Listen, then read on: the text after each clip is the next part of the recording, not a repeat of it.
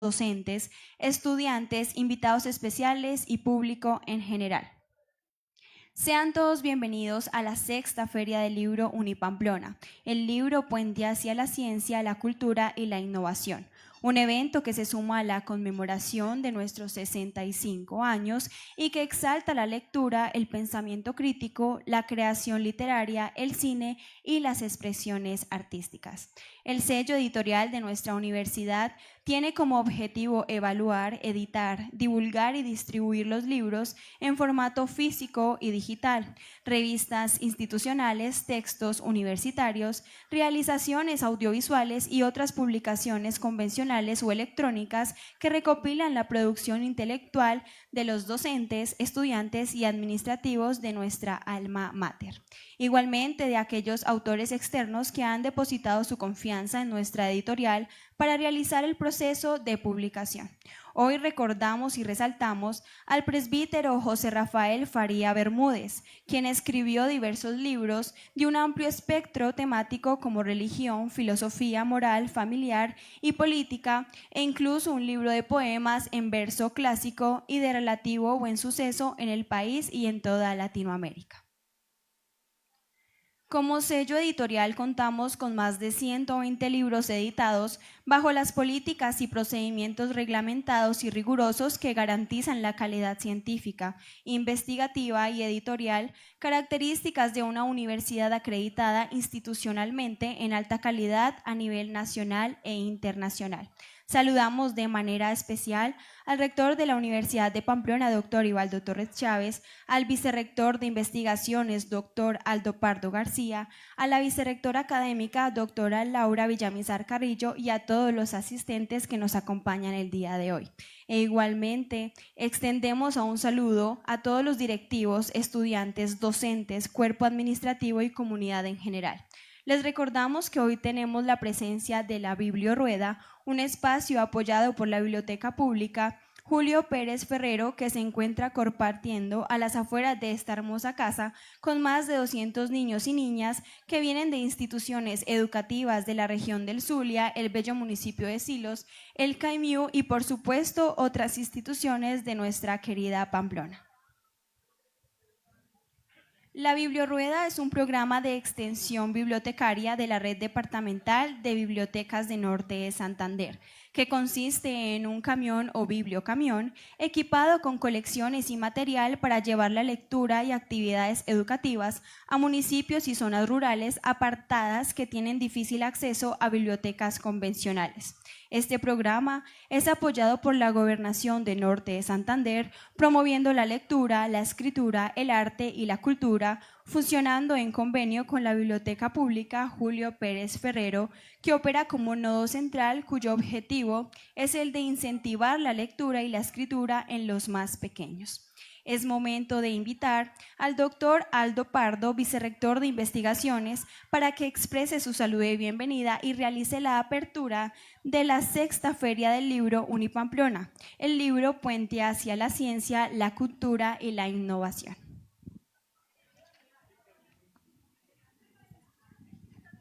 Muchas gracias, Adriana.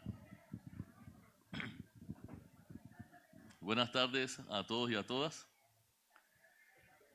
Para mí es un honor dar apertura a la sexta Feria del Libro. El libro como puente hacia la ciencia, la cultura y la innovación. En este año se han publicado 33 libros que han pasado por un proceso riguroso, y esos 33 libros cuentan con 100 escritores, o sea, 100 autores en total de esos 33 libros. Muchos de estos libros son libros de investigaciones, libros de poesía, libros, novelas, escritos por algunos estudiantes, la mayoría profesores, algunos de la población del norte de Santander. Para nosotros es un honor tener esta feria porque muestra la productividad que tienen nuestros estudiantes y profesores, y propicia a que participemos en diferentes ferias. El año pasado participamos en la Feria de Guadalajara, en la Feria de la Filbu de Bogotá, y vemos cómo es el momento donde egresados nuestros, pensionados, amigos, visitan al pabellón de la Unipamplona y ven cómo la universidad crece y se desarrolla. Y es por eso que tenemos ya unos 65 años de historia, unos 65 años construyendo y formando investigadores, pedagogos, ingenieros, telecomunicaciones, ingenieros en todo tipo, mecánicos y demás. Para nosotros también es un honor que Idania Velázquez, creadora, investigadora, escritora y libretista, nos haya permitido que el día de hoy podamos escucharla. Igualmente a Andrés Sarmiento, el director de la editorial Panamericana. Espero de que acá hay los 33 libros que se publicaron este año en las carátulas, y en un cuarto están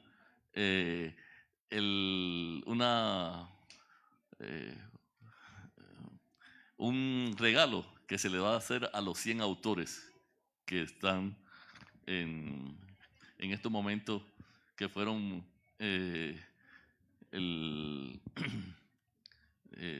como responsables, ¿no?, de todos estos libros, de estos 33 libros. Espero que cumplan con sus expectativas. Vemos cómo afuera está la bibliorrueda con niños del CAIMIUB, niños de colegios, niños de la familia Unipamplona, algunos hijos de profesores. Igualmente, ustedes pueden ver también los proyectos interesantes que hace la Facultad de Ingeniería, proyectos que nuestros estudiantes realizan, y es para la formación integral interesante que ellos puedan, aparte de las habilidades instructivas, que las habilidades blandas se desarrollen. Y es por eso que se hace todo este tipo de eventos, buscando la formación integral de nuestros estudiantes, y como dice nuestro lema, formando nuevas generaciones con sello de excelencia, comprometidos con la transformación social de la paz, regiones y un país en paz. Muchas gracias a todos por asistir.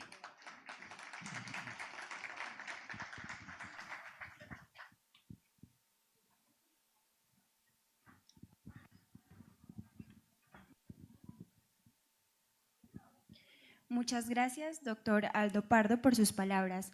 Los invitamos a visitar la Feria de Proyectos realizada por la Facultad de Ingenierías y Arquitectura, estudiantes de Ingeniería Mecánica, Mecatrónica e Industrial, que están ubicados frente a Casa Águeda para que puedan recorrer los diferentes stands. Hoy contamos con la presencia de Idania Velázquez, creadora, investigadora, escritora y libretista, que nos acompañará con la conferencia El rol del autor y la construcción del saber, reflexiones desde la práctica académica. La invitamos a pasar al escenario.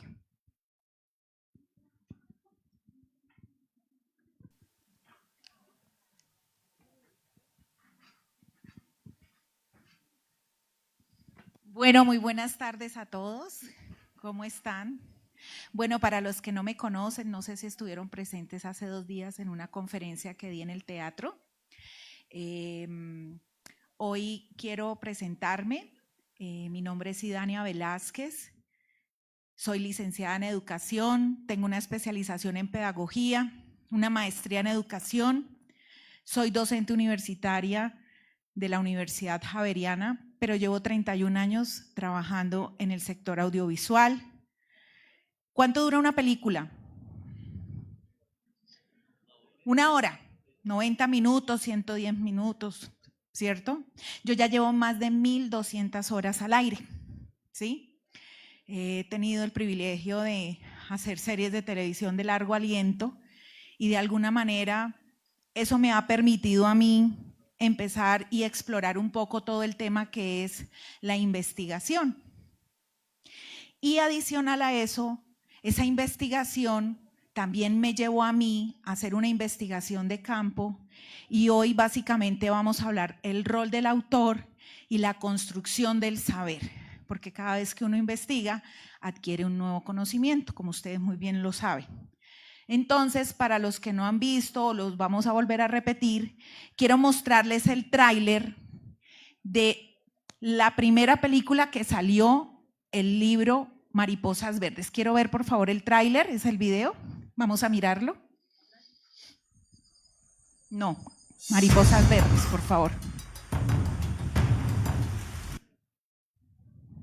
Listo.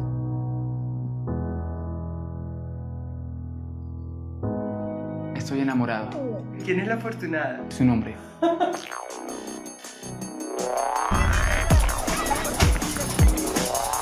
Está prohibido llevar cualquier distintivo femenino en el caso de los hombres o viceversa. ¿Suspenderlo por tener unos aretes? Nosotros necesitamos libertad para expresarnos. Nosotros como alumnos tenemos el derecho de opinar. Si ustedes me disculpan, yo me voy a retirar. Me parece que esta no es la forma de discutir. No, de veras, con ese chico no se puede. Está haciendo lo que le da la gana.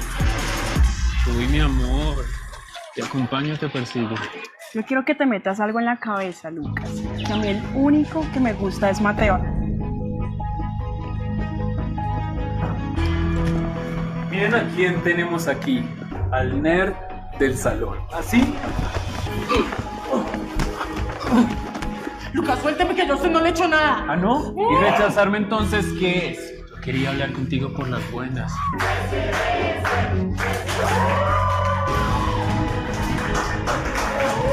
¿Qué está pasando aquí? Ángela, me abre ya mismo la puerta. Ángela María, me abre la puerta ya mismo.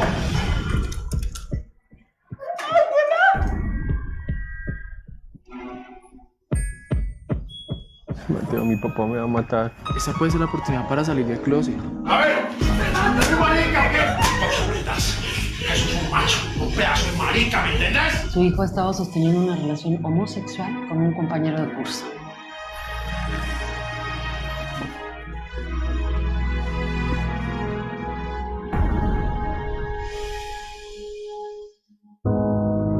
Bueno, ¿quién no recuerda el caso de Sergio Urrego, que a raíz de su desafortunado fin mandaron a revisar los manuales de convivencia de los colegios, ¿se acuerdan? Y tan pronto sucedió lo de la noticia, el director Gustavo Nieto Roa me llama y me dice: Idania, ¿cómo te parece esa historia de ese joven para contar una historia? Y si muy bien es cierto, nosotros estábamos teniendo una información que a nosotros nos la estaba dando la prensa, era muy importante hacer una investigación profunda para poder llevar adelante la historia. Y esa historia, básicamente, al mes del chico haber tomado esta mala decisión, nosotros nos acercamos con la mamá y empezamos a investigar a un nivel muy profundo, como conocer la profundidad del joven, el contexto, porque de pronto los autores que él estaba leyendo de pronto lo conllevaban a ser un niño diferente a todos sus compañeros por la forma en que él se expresaba, por lo que él pensaba, por sus ideales, por sus proyecciones. Y nos fuimos dando cuenta, a medida que nosotros íbamos avanzando con la construcción de la historia, que había mucha gente interesada pues en la temática, en especial los profesores de los colegios, porque los profesores de los colegios tenían similitud en este tipo de problemáticas. Y meses antes de que saliera la película, este libro quedó inspirado, y aquí es donde uno dice todo lo contrario a lo que normalmente nosotros hacemos. Y como lo dijo ahorita el señor rector, arriba hay 33 libros de 100 autores en los cuales también tenemos novelas. Aquí fue lo contrario. Primero existió el guión cinematográfico y partiendo del guión cinematográfico es que se construye el libro. Porque la investigación que se hizo inicialmente fue para hacer el guión de la película.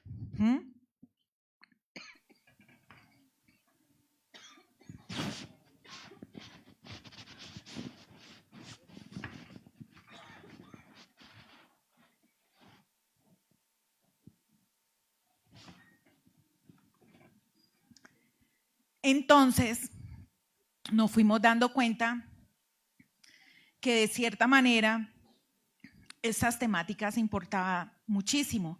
Nosotros en ningún momento habíamos pensado que este fuera un proyecto pedagógico. Inicialmente lo que se había cogido era una noticia en la cual se quería llevar al cine.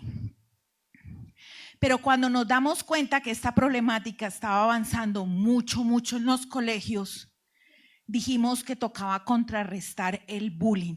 Y el bullying en este caso estaba llevado, era para de parte de los docentes y las directivas de un colegio. Entonces decidimos apoyar a la fundación de la mamá del joven, que se llama Fundación Sergio Urrego, y para ello creamos una aplicación para crear conciencia precisamente por la investigación que a nosotros nos arrojó. Miremos por favor el que dice App Mariposas Verdes. Vamos a mirar este video.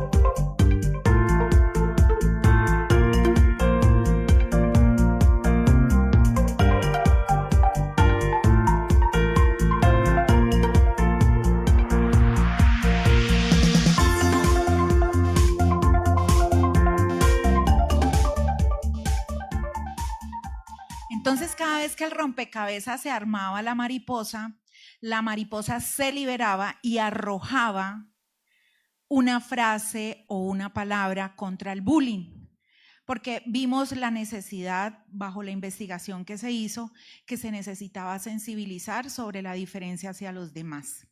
Entonces, a partir de allí, empezamos también a realizar unas fichas pedagógicas, tanto para los docentes, por favor, sin cambiármela, por favor. Unas fichas pedagógicas para los docentes y para los estudiantes, porque cuando se lanzó en el 2017 el libro, nos dimos cuenta la cantidad de personas que estaban interesadas no solamente por conseguir el libro y saber en realidad esa investigación que había arrojado y que le podríamos contar a profundidad más de lo que de pronto podrían encontrar en la prensa, sino que también encontraban en el libro un material pedagógico para los jóvenes en los colegios y como también herramienta para los docentes para tratar el tema de la diferencia en los jóvenes. Y antes de que saliera el libro, esta aplicación que se diseñó fue un éxito. Digamos que el director Gustavo Nieto decidió donarle todo el dinero a la fundación, puesto que nosotros en el momento en que empezamos a diseñar y a crear el proyecto audiovisual, se diseñó una página web y en esta página web empezamos a recibir mucha información de los jóvenes que se querían quitar la vida por la misma situación. Entonces esto nos obligó a nosotros a trasladar todos estos problemas a la fundación, porque la fundación sí tenía esa ayuda psicológica para los jóvenes. Entonces fíjense que este fue un proyecto en el cual pues inicialmente no estaba pensado que fuera un proyecto transmedial o que tuviera este nivel de impacto como tal, pero en realidad pues es el 5º libro más vendido en la Philbook 2017 y el primer fin de semana en las salas de cine, solo el primer fin de semana tuvo más de 47,000 espectadores en las salas de cine. Y como les comenté, este fue un libro que estaba basado, era en el guión cinematográfico y luego se arrojó el libro. Entonces pregúntense ustedes, ¿qué historia tienen ustedes allí que de pronto pueda crear un impacto social y que pueda ser una historia transformadora o que pueda ayudar, digamos, a tener otra mirada diferente? Y esa es la responsabilidad que nosotros tenemos como autor. Hay que investigar muy bien. Yo salí a las 3, 4 de la mañana de las audiencias que tenía la mamá con el caso desde la Fiscalía de Palo Quemado, porque en realidad se necesitaba saber en ciencia cierta profundidad qué era lo que estaba sucediendo en cuanto a la historia de este joven para poderla llevar a las salas de cine. Bueno, ahora vamos a mirar otra película de un caso que pasó hace poco. ¿Quién supo de la historia de los niños que se perdieron tras el accidente de la avioneta? ¿Cierto? Esto fue una historia que impactó. Vamos a mirar el tráiler de 40 días perdidos en la selva.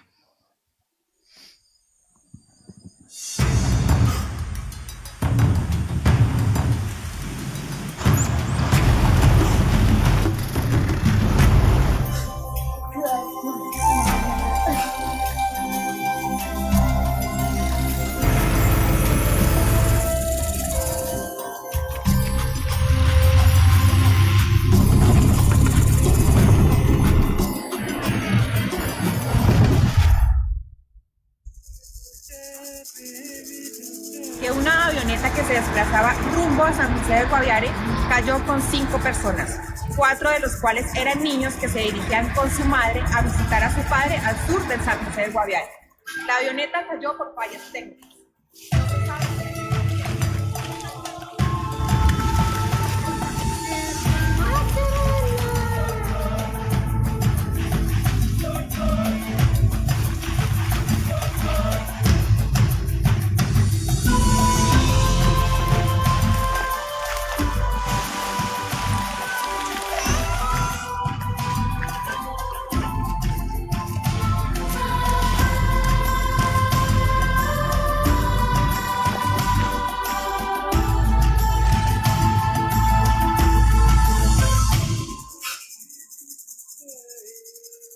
Bueno, ¿quién se acuerda de Wilson?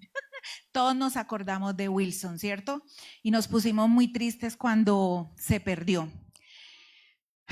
Cuando los niños aparecieron un viernes a las 4 de la tarde, Gustavo Nieto Roa me llama y me dice: Idania, ¿supiste la noticia de los niños que se desaparecieron en la avioneta y que ya aparecieron? Pues todos sabíamos, o sea, eso fue una noticia mundial, todos lo sabíamos. Incluso le habíamos hecho seguimiento a la noticia, porque cada vez que iba apareciendo que el pañal, que el tetero, que las huellas, que la ropa, que el cuaderno, pues todos decíamos ya casi los van a encontrar. Pero aparecen los niños, ¿cierto? Aparecen ellos y la pregunta fue la siguiente, y ahí uno entra como un investigador y uno dice: Gustavo, muy bien, los niños aparecieron, ¿y qué historia vamos a contar? Porque digamos que lo que aparecía en las noticias, lo que aparecía en la prensa, todos lo sabíamos, teníamos un seguimiento frente a la noticia. Y Gustavo me dice: Idania, yo quiero que veamos qué fue lo que le pasó a esos niños en esos 40 días dentro de la selva.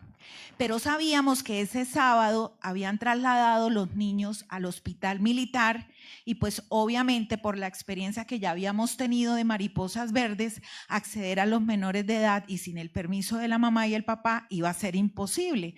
Además que eran unos niños que pues en ese momento los tenía también el bienestar familiar, iba a ser imposible acercarnos a ellos.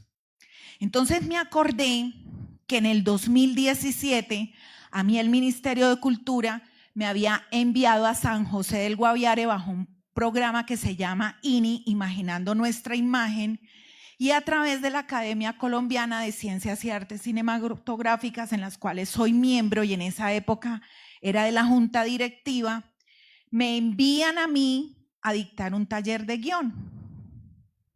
Y cuando yo voy y dicto ese taller de guión, me encuentro que mis estudiantes eran de la comunidad Hu, no sabían leer, no sabían escribir y no entendían español. Entonces ahí es donde yo digo, oh, por Dios, ¿y aquí cómo voy a enseñar guión de ficción? ¿Cierto? Sin embargo, el que ellos hayan recibido el programa INI les daba una imaginación de cómo era el audiovisual, porque ellos sí lograron sacar un cortometraje de una historia inspirada, basada en ellos, y el guión fue una historieta a punta de dibujo y se logró sacar. Y el protagonista de ese cortometraje se acordaba de mí. Imagínense, yo estoy hablando que estuvimos con esa noticia en el 2024, eso había sido en el 2017, y llego yo a San José del Guaviare y los estudiantes acordaban de la profesora de guión.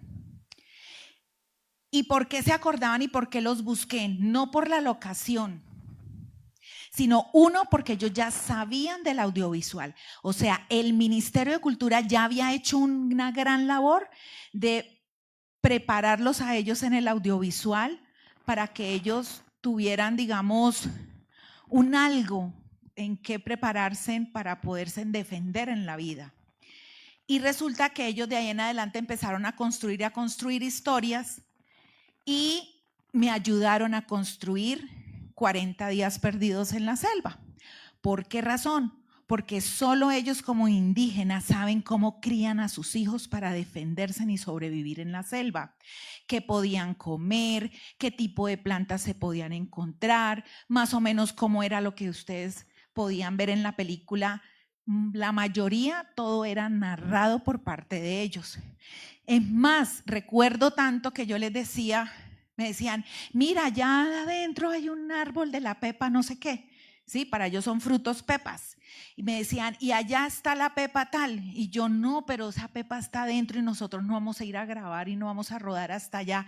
Pero no importa, en el audiovisual ponemos aquí y decimos que esas son pepas. O sea, esa era la conexión que ellos tenían frente al audiovisual.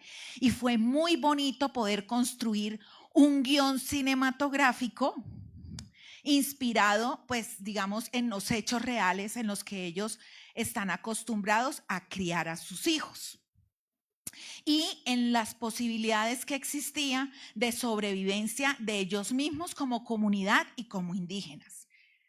Entonces, Gustavo Nieto Roa se fue y rodó la película, y cuando él regresa, él se dio cuenta que muchas de las escenas no las pudo grabar porque eran actores naturales y no tenía forma de doblar ciertas cosas o acciones dramáticas difíciles de poder grabar porque no habían dobles.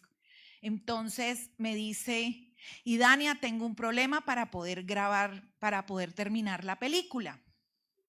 Entonces ahí es donde yo le digo, Gustavo, contémosla desde el punto de vista de la mamá, que la mamá sea siempre como un alma que los acompaña.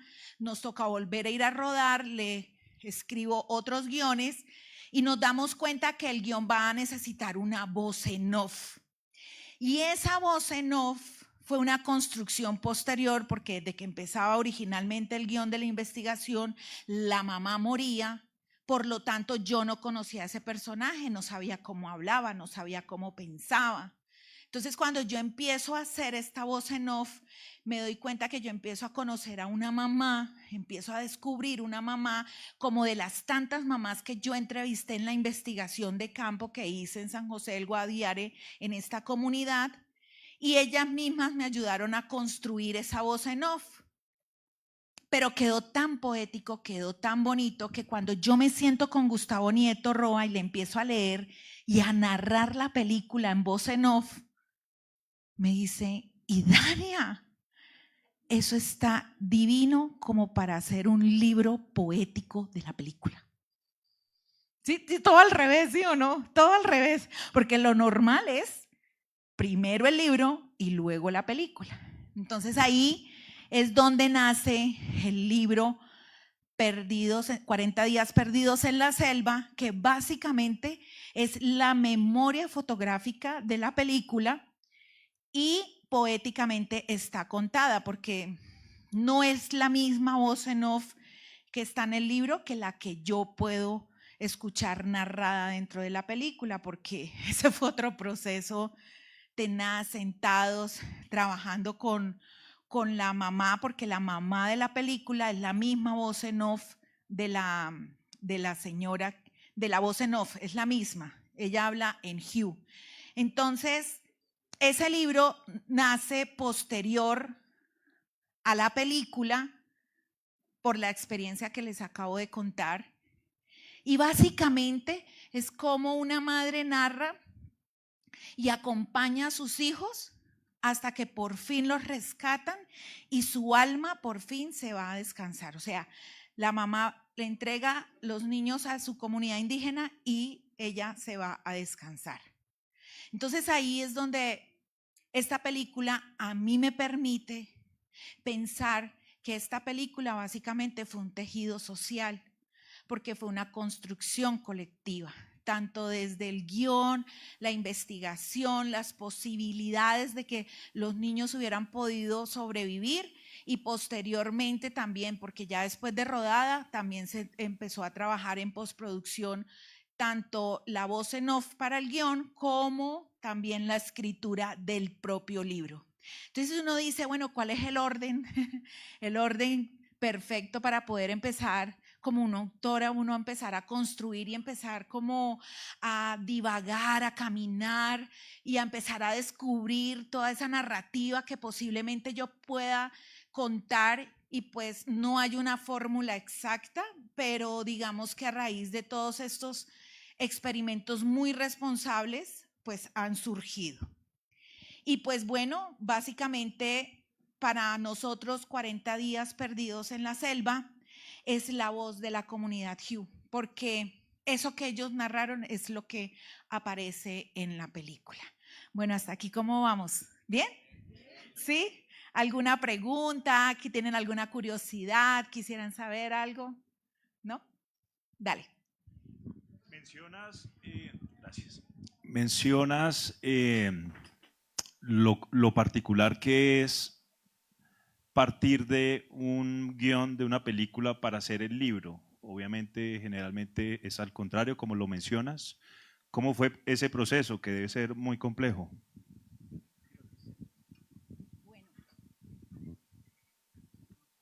Bueno, es complejo. Es complejo porque,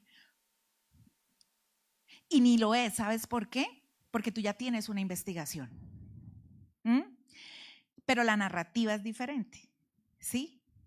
Una cosa es la prosa para contar una historia, una obra literaria, y otra obviamente es un guión cinematográfico, que a pesar de que es una escritura, son dos tipos de escrituras diferentes, ¿no? La literaria, la de la prosa, la del cuento, y otra pues es la de un guión literario, porque también es guión literario, ¿no? No es guión técnico, es guión literario.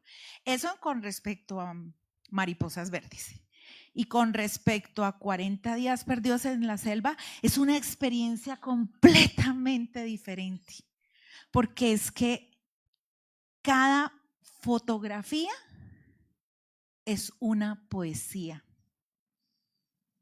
Cada fotografía. O sea, yo escogí cada fotografía, ¿sí?, de la película, y cada una de ellas tiene su poesía. Entonces son dos narrativas que, aunque es literaria, es diferente también. Entonces es una experiencia tan maravillosa donde tú empiezas a descubrirte también tú como autor, porque ya como investigadora yo ya lo hice. Yo ya hice un trabajo de campo, yo ya fui, investigué, conozco toda la historia, conozco todo fue lo que sucedió, pero ahora es cómo voy a transmitir esa información. Y ojo, eso no fue planeado, se fue dando, poco a poco, se fue descubriendo. ¿Sí? No sé. Dale, otra pregunta.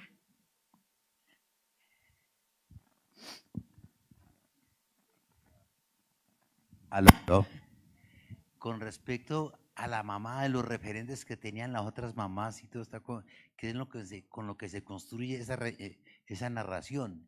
Pero entonces con respecto a los niños, que son los que filma Gustavo Nieto, ¿cómo fue ese proceso? Hacia la carreta de filmar las escenas, los conflictos, las acciones, todas estas situaciones, ¿cómo fue ese proceso allí? Ay, eso fue divino. Ese proceso fue hermosísimo porque cuando Gustavo se va a venir de hacer casting, porque fue muy difícil encontrar a los niños, pero si ustedes logran ver la película, está en Amazon Prime Video, ¡qué actorazos! O sea, yo digo imposible. Y yo estuve en el scouting y estuve en el casting, y la verdad es que es una comunidad muy paupérrima, con muchas necesidades, muchas dificultades, y la verdad yo dije, no, actores acá, un niño de 11 años, otro niño de 7, 8 años, una niña de 10, 11 y la otra de 13, yo dije, no, esto va a ser imposible, o sea, realmente aquí no sale ni para hacer un caldo de menudencias, porque es que era muy complicado. Unos niños que cuando la primera vez que me ven a mí con el celular y que yo empiezo a revisar, se pegan al celular porque nunca, ¿sí me entiendes? Nunca habían visto y les llama la atención. Yo dije, no, pero si es así que se me vienen encima a mirar la pantalla del celular, ¿cómo va a ser rodando? Eso para mí, mis respetos con Gustavo. O sea, además que con 85 años meterse en la selva e ir a rodar con este celular, porque se rodó fue con este celular, ¿sí? Entonces, ahí hubo dos cosas. A Gustavo quien le ayuda es Felipe. ¿Se acuerdan que yo les conté que había estado con el Ministerio de Cultura dando un taller de guión a los indígenas? El protagonista de ese cortometraje había recibido actuación bajo el INI. Y él fue quien preparó a los niños para actuar frente a la cámara y se le dejó un celular porque ellos sabían que ya se iba a grabar con un celular. ¿Ves? Y muchas también de las acciones dramáticas de lo que sucedió en la película fue una apuesta improvisada en el momento del rodaje, porque ellos se metieron en la cabeza que ellos estaban sobreviviendo en la selva.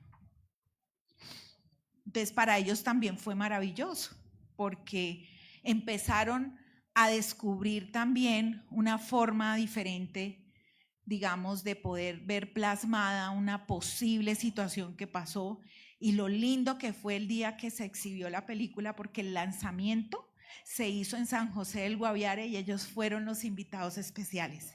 Nunca la comunidad Hugh había ido a una sala de cine, y cada vez que los niños se miraban en la pantalla, pues se reían, ¿no? Y como la lengua que se hablaba era la Hugh, pues ellos sí eran los que entendían, a nosotros nos tocaba era leer, ¿sí? Entonces eso fue una experiencia maravillosa. Buenas tardes, bienvenida. ¿Qué esperaban ustedes de la producción y qué se logró finalmente? Gracias. Bueno, nosotros lo que queríamos o estábamos esperando era poder narrar una historia en la cual no fuera una historia de sobrevivir 4 niños en la selva dramáticamente, sino felizmente. De hecho, nuestros grandes seguidores de la película son niños, porque tanto los protagonistas de la película como los niños que ven la película se dan cuenta que conocer la madre selva es una aventura maravillosa, porque así se vivió dentro de la película, una aventura maravillosa.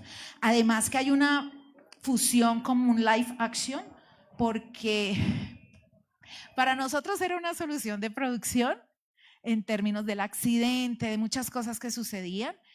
Entonces esas acciones o esas escenas se hicieron en animación. Entonces eso llama muchísimo la atención y se empieza como a explorar todo ese mundo, las pinturas rupestres en animación, eso es hermosísimo, con la música que creó Jairo Bonilla, que la acompaña, pues digamos que eso que queríamos nosotros mostrar, creo que lo logramos. ¿Alguien más?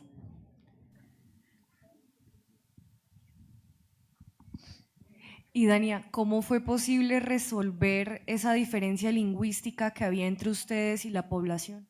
Me llama mucho la atención para poder integrarla en esta producción que es 40 días perdidos en la selva. Mira, hay una conexión impresionante y en especial con el niño de 11 meses, con Gustavo Nieto Roa. Ellos desde que se conocieron y se miraron, se enamoraron. O sea, él como abuelo de un niño y el niño que solo con mirarse ya entendía el niño qué tenía que hacer. Y la mamá es la mamá real de los niños. Y la señora medio habla español, pero teníamos un traductor, porque la comunidad tiene un hombre traductor y él siempre estuvo en la producción, de modo que lo que no pudiera entender, ellos traducían, porque ellos sí son muy juiciosos, ellos no se han dejado como contaminar y ellos en realidad hablan Hu.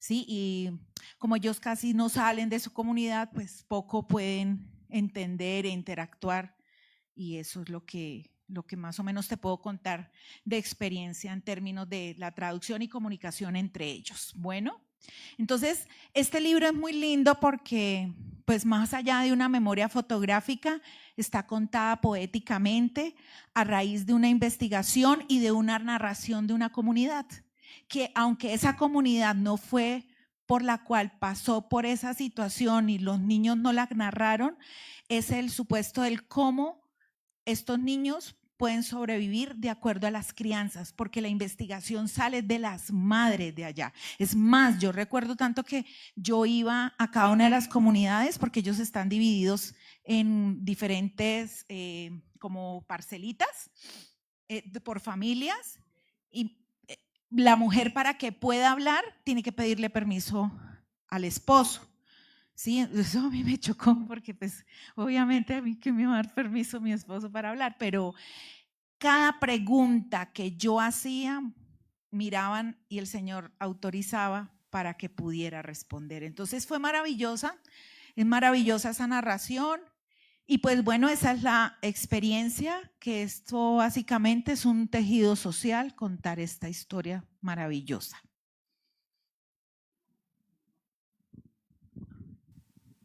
No, es que lo que pasa es que como yo vi esta carreta y vi las dos versiones que hay y te escucho hablar sobre esto, en la investigación me imagino que se aproxima o pretenden aproximarse al máximo a la realidad de los acontecimientos, ¿cierto? A lo que se ha narrado, qué fue lo que pasó. Pero entonces el umbral hacia el pasar a la ficción, ¿cómo fue esa carreta? A ver si me hago entender. Una cosa es la realidad de los niños, realidad entre comillas, lo que se investigó periodísticamente, hizo esa cosa, la gente que participó tangiblemente en ese mierdero. Y al pasar a este cuento ya de llevarlo a la literatura y al proceso pues de audiovisual. Sí, mira, imagínate lo siguiente. Tú te metes en la película, nos metemos a la película, ¿cierto? Y en la película son 4 niños conociendo la madre tierra. No vemos nada del exterior, nada. Lo único que vemos es que a medida que va avanzando la historia, el rastro que ellos van dejando, que nosotros sí vimos a través de la noticia. Pero nunca mostramos qué hizo la prensa, qué hizo el ejército, qué hizo. Lo único que sí mostrábamos era que su propia comunidad los estaba buscando y ellos, bajo su tradición, estaban buscando que la madre tierra los soltara. Eso fue lo único que mostramos un poco del exterior. Por ahí vemos que pasan helicópteros, que le lanzan cosas, pero no vemos nada desde afuera. Tanto así que el libro básicamente está narrado de lo que pasa adentro, no de lo que pasa afuera. No sé si me explico. ¿Sí? ¿Listo? Sí, doctora que están presentes, gracias de verdad por esas charlas que nos están dando. Y yo tengo una inquietud de los padres antes y de lo que estamos ahorita. ¿Qué mensajes nos das? Gracias, doctora. A ver si te entendí. ¿El antes de la película? ¿O yo como guionista después de todo lo que investigué? Sí. Doctora, esto es como, de verdad, como un consejo, ¿no? Como una orientación para la juventud que está ya agarrando vuelo, a los que estamos sacándolo hasta ahora adelante. Algo así. ¿No? ¿Entienden?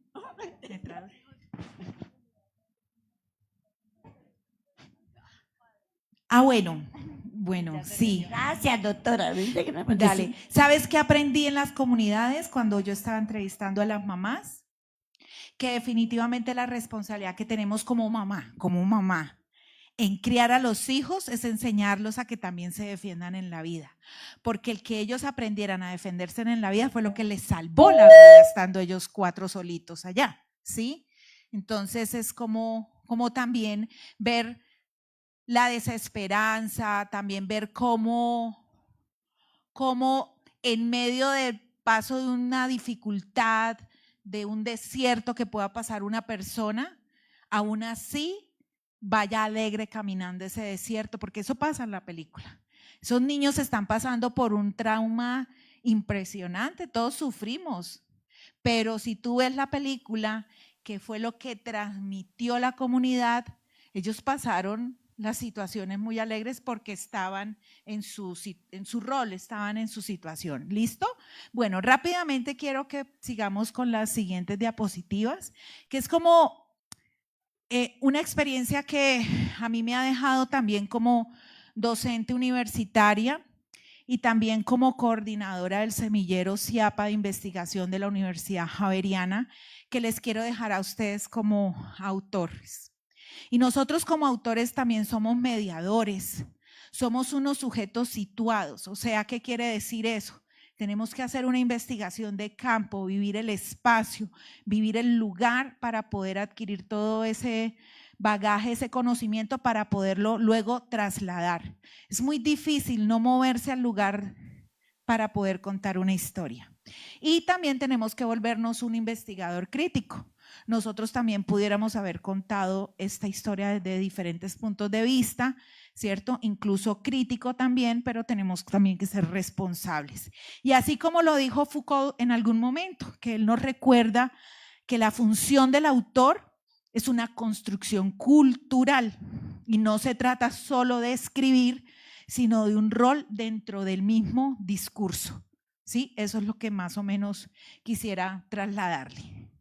Por otro lado, nosotros también ese diálogo que tenemos con las fuentes, porque cuando yo voy y hago esta investigación, genero preguntas, esas preguntas se contrastan, también se refutan, se amplían, pero también se resignifica, porque recuerden que nosotros a través de un conocimiento creamos, a través de una investigación, un nuevo conocimiento. ¿Listo? Y esa experiencia como saber, el conocimiento no nace solo de la teoría, ¿sí? También de las prácticas sociales, de ir hasta los territorios, de conocer a las comunidades, también de las memorias y de las narrativas sociales. Eso es muy importante y debemos aprender a escuchar esas voces, así como a mí también me tocó conocer y escuchar esas voces para poder contar 40 días perdidos en la selva, que en realidad esa es una narrativa de la comunidad, no es mía. ¿Listo? Y por último, el autor investigador, yo tengo que estarme autoevaluando constantemente, tengo que también reconocer esos sesgos que a veces podemos tener nosotros como seres humanos y aceptar que el conocimiento siempre es provisional, no es estático. ¿Listo? Y bueno, por último, también tenemos los nuevos desafíos para la autoría en tiempos de la digitación. ¿Quién de nosotros que estamos aquí no estamos luchando con los estudiantes por el uso de la inteligencia artificial cuando queremos que ellos de verdad vayan, conozcan, investiguen y vengan y plasmen lo que ellos investigaron y que se vuelvan unos grandes autores también, ¿no? El desafío también de la originalidad. Hoy en día dicen, bueno, quiero contar una investigación, quiero investigar una temática, quiero construir una historia, quiero empezar a escribir un libro. Y sí, el ChatGPT te puede dar muchísima información, pero recordemos que también el ChatGPT recoge la información de todos. Pero esos sentimientos, esas emociones y esa vibra humana, ese tejido humano, solamente lo vamos a encontrar en el territorio, introduciéndonos, yendo a la comunidad y nosotros mismos dirigiendo esa narrativa. ¿Listo? Entonces, muchísimas gracias.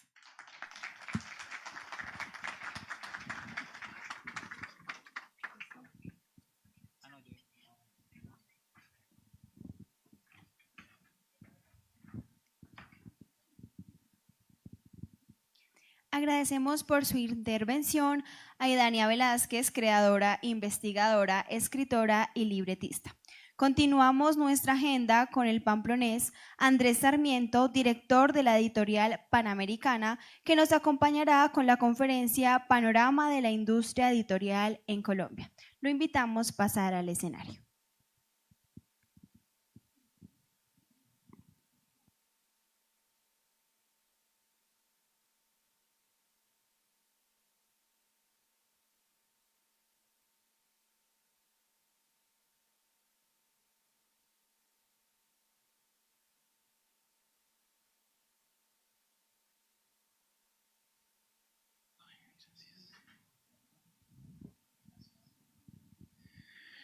Muy buenas tardes, muchas gracias por estar aquí y muchas gracias a la Universidad de Pamplona por esta invitación, al señor rector, al señor vicerrector, profe Aldo, a Quique Gutiérrez, a todo el comité organizador que muy generosamente me extendieron esta invitación que me honra y que me llena de mucha alegría porque soy de aquí. Crecí aquí en Pamplona. Esta casa en particular es muy especial porque doña Águeda Gallardo Villamizar era bisabuela de mi abuelo. Entonces aquí pues hay unas energías muy especiales para mí. Asimismo aquí esta casa es muy especial y la adopción de la universidad es tan importante para este recinto porque aquí se generó en la época de la independencia, un movimiento que se denominaba la Cofradía de San Pedro, donde aquí en este lugar no solamente había algunos libros que ya permitían hablar sobre los derechos del hombre, sobre literatura francesa, literatura británica que llegaba a Pamplona, y conservaban aquí algunas literatura que permitía ejercer clubes de lectura en esta cofradía donde se hablaban sobre temas de conspiración, de patriotismo, por supuesto, de todo este movimiento patriótico, sino que de aquí salían también, se podría llamar volantes o manuscritos, donde pues se invitaba a la gente pues, de Pamplona, que es una de las primeras ciudades colonizadas en América Latina, a independizarse, ¿no? A gestar este movimiento. Entonces aquí, en este recinto, ocurría una especie de club de lectura de personas afines a la independencia. Aquí doña Águeda y su esposo Juan Antonio Villamizar eran los anfitriones de muchas personas que empezaron este proceso de independencia y estaban en contra de Juan Bastús, que era un poco el encargado de la provincia de Pamplona. Entonces, bueno, la universidad acogió muy bien este recinto para extender la presencia universitaria y pues me da mucha alegría precisamente estar aquí hablándole un poco sobre los libros. Les cuento que crecí en Pamplona y va relacionado a este tema de la industria editorial porque justo crecí a unas cuadras de aquí, cerca de la Iglesia del Carmen, donde había en la curia una biblioteca comunitaria. No sé si alguno de los que están aquí recuerda una biblioteca adyacente a la entrada de la Iglesia del Carmen.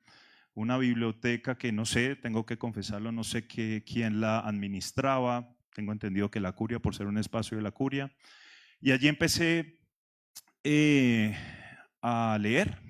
Empecé a adoptar lecturas de Julio Verne, las aventuras de Tintín, que es una especie de cómic belga, a leer a Edgar Rice Burroughs, Tarzán.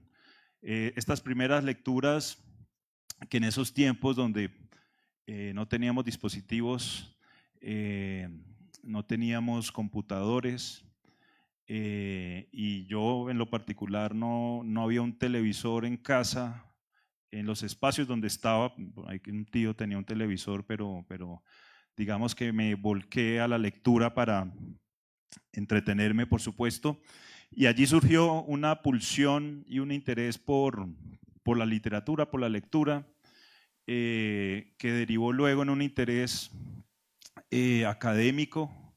Estudié en el Colegio Provincial San José, aquí con algunos de los presentes amigos y también que han dedicado su vida al libro.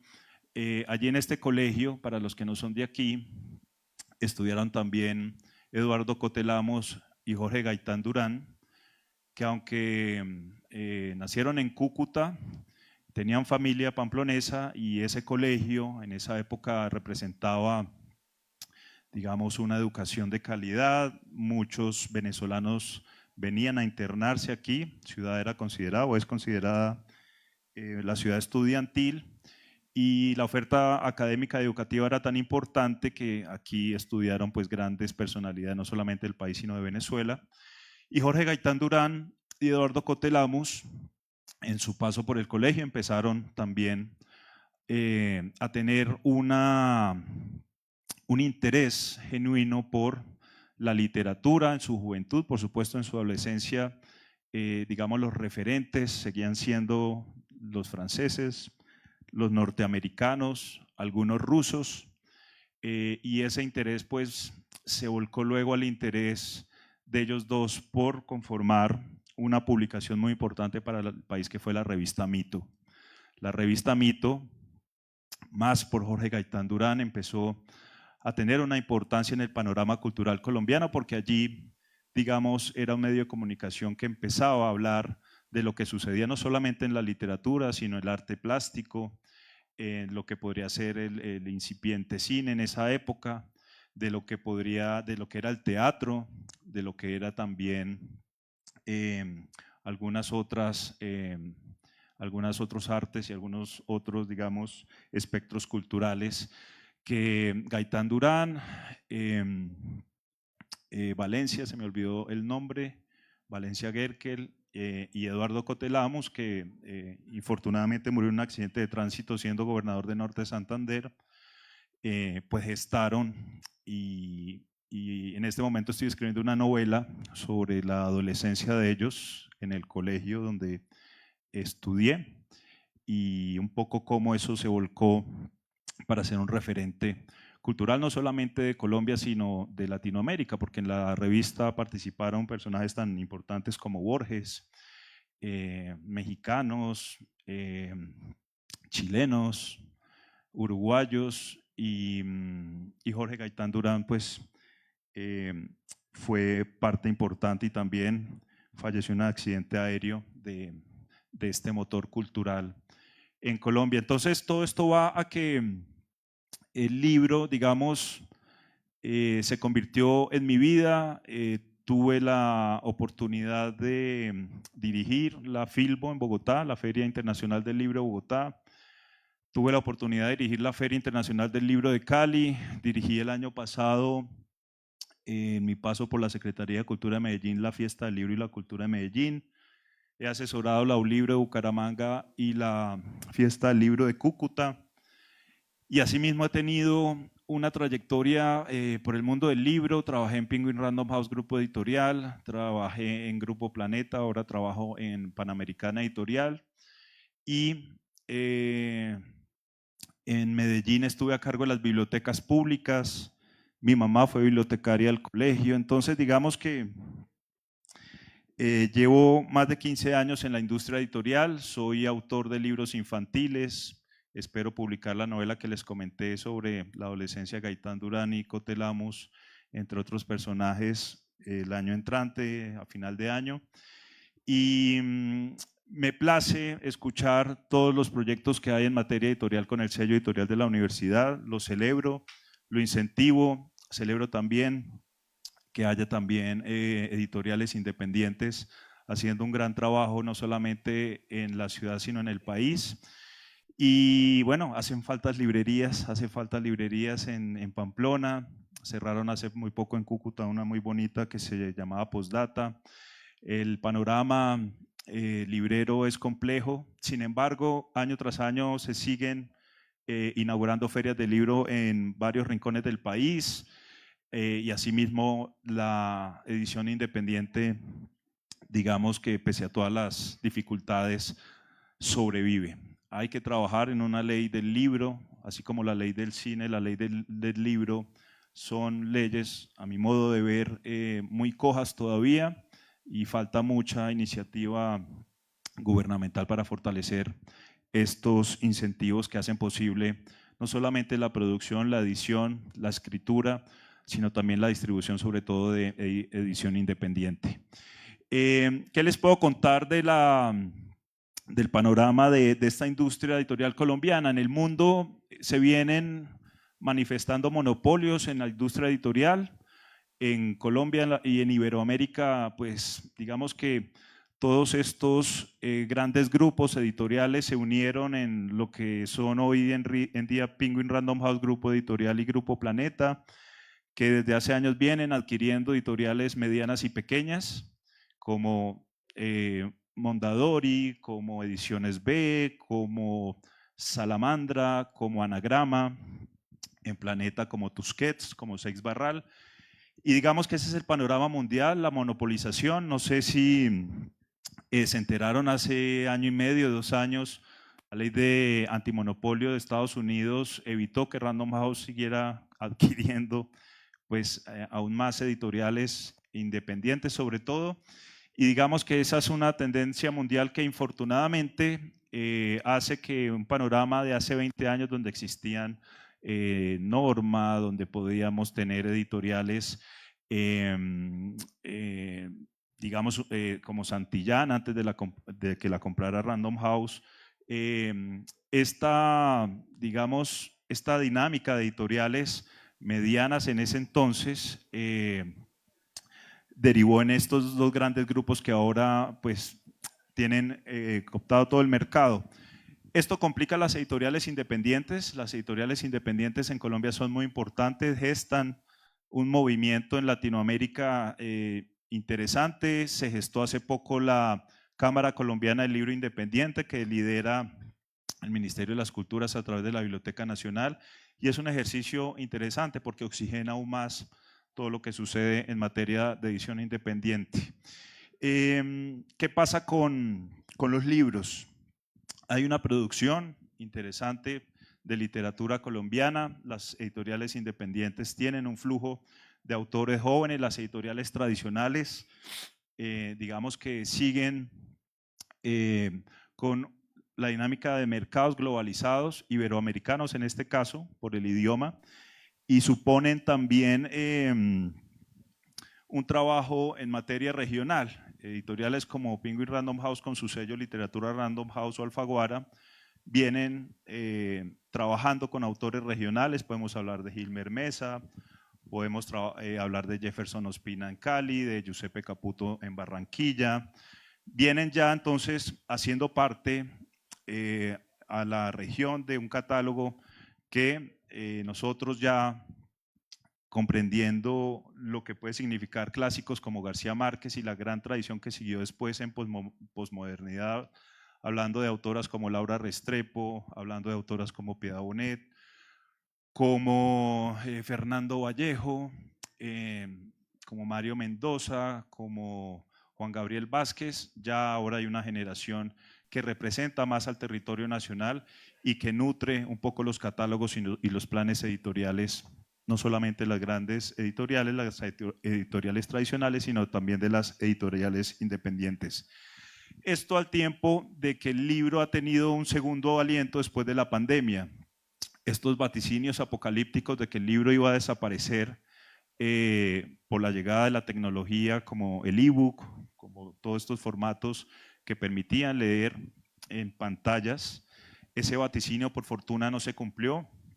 El ebook, que tuvo un auge en los años 2006, 2008, 2010, no pudo ser posible por algo que han estudiado los antropólogos y varios análisis que dicen que el libro físico pues tiene una respuesta antropológica donde nosotros retenemos más la lectura al manipular el libro, al olerlo, al tocarlo, al ver el lomo de los libros en nuestras bibliotecas, y la lectura lineal desde la distancia de nuestra vista con las manos genera unas dinámicas de retención más efectivas que leyendo en un formato digital. Ahora bien, no se trata de satanizar estas alternativas de lectura, que pues no podemos tapar el sol con un dedo. Ya la tecnología de nuestros teléfonos guardan un montón de información y nos proveen de una información que ya se podría decir que es casi ilimitada, pero el libro físico sigue siendo vigente, ¿no? Y ahí podemos leer libros como el de Irene Vallejo,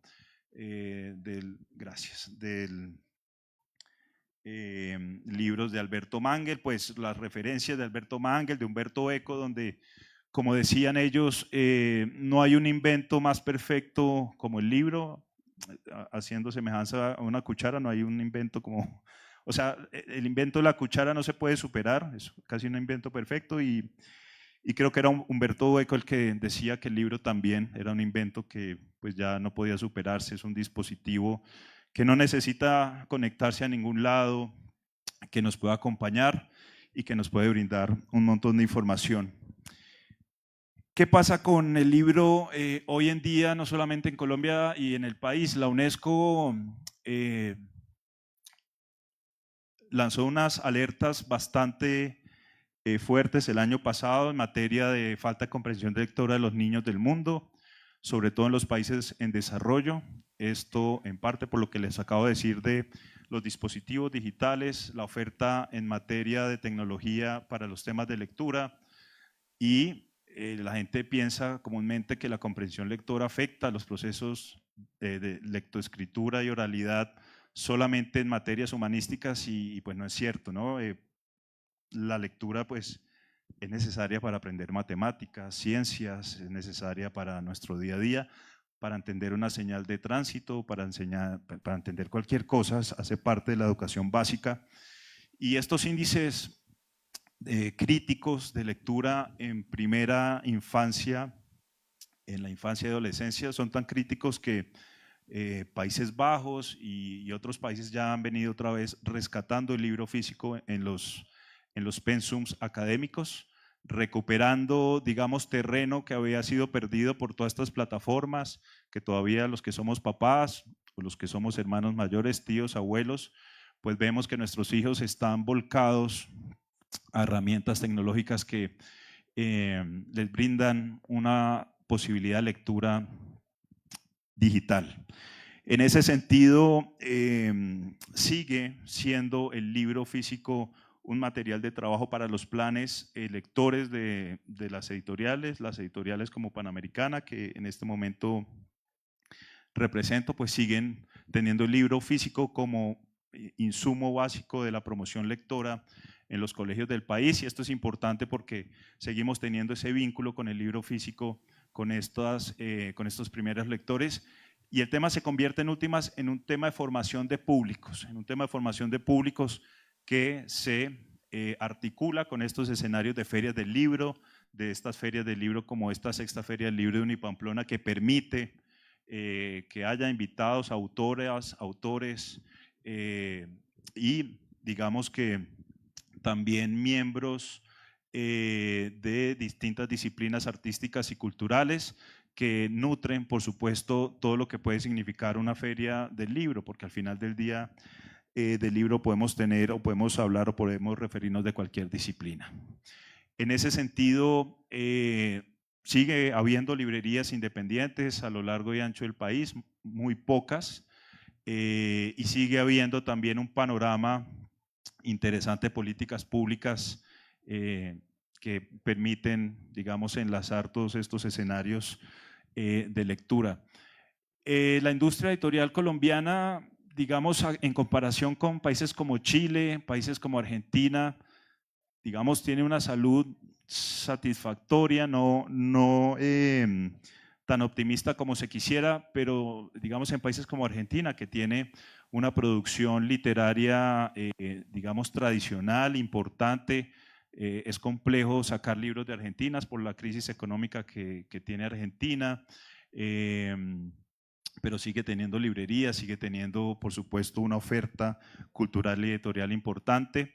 Sin embargo, escenarios como la Feria Internacional del Libro de Bogotá viene, digamos, representando en materia de escenarios alrededor del libro, un evento a la altura de la Feria del Libro de Buenos Aires, incluso de la Feria del Libro de Guadalajara, y en ese sentido cada vez más surgen ferias, incluso ferias de nicho. Hay una feria del libro de la mujer en Honda, Tolima, hay una feria del libro infantil, un festival infantil en Medellín, y siguen convirtiéndose en ferias de nicho. Está la vuelta en Bogotá más para la edición independiente, y se sigue segmentando, digamos, estos